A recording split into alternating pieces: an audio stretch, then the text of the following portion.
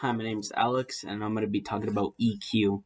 So, the first significant takeaway that I have from this video is that, let's say I wave at my friend and my friend doesn't wave back. I don't have to assume that he doesn't like me or he just hates me that day. He could just not be feeling it, that day or whatnot.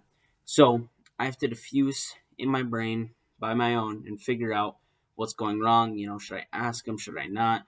I got to diffuse this conflict in my head. That's part of my EQ to develop a plan of emotions for myself and how I can fix my friends.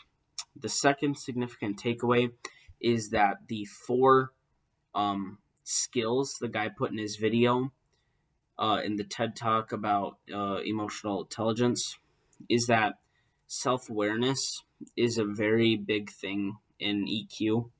I mean, that's the main thing, self-management and self-awareness. Just having those two things go hand in hand just can help you figure out your emotions and figure out what's going wrong and figure out the relationship management if you're trying to hold with your friends or all of that. And then the third significant takeaway is the social awareness. So you have to strategically think in your head and to decipher about your friends if they're not doing well that day or what they're doing and how they're feeling emotionally wise. So my definition of EQ is the emotions that you take care of on your own.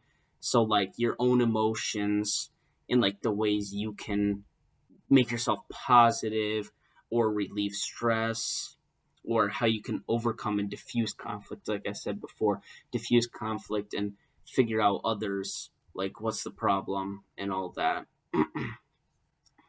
So if I were to explain EQ to a colleague, I would say it's your own emotions, how you diffuse conflict, and how you relieve stress off yourself. So it's good to do it for yourself. It's good for others. It's just good for everyone. EQ is an overall good thing for everyone. So 2 strategies you can use to improve your emotional intelligence is to keep practicing self-management. Keep yourself organized. Have a list of everything. Just have a list, organize yourself, make sure that you're always staying positive. If your friend says that you're down or something, you don't notice it if you can't diffuse it by yourself, and your friend's like, hey, are you down? Then oh, I need to look back at my schedule. I need to get myself in order. What can I do to relieve the stress? Or if I have stress, how can I handle it in an organized manner without having stress come unbottled or whatever? A second strategy is to always keep note of what you do wrong. So let's say that there's 2 things you always do wrong. Let's say you always go out of schedule or you're always late. So you need to work on time. So that's stress. So if you're stressed about not getting enough sleep, but you're also stressed about waking up early to get there, set a schedule, set when you're going to do your homework, set everything. So set a time or strategies, take note, and just make sure you're organized. So a goal that I would set up for myself is that I need to be more organized myself. These strategies are going to help me because then I'll get my work in more on time. I do get a couple late assignments for classes in high school, but just keeping this strategy that I'm going to keep working on throughout the rest of the year and past that is just going to help me get more organized. Just take note. That's the thing I'm going to be doing, is taking note of what the problem is.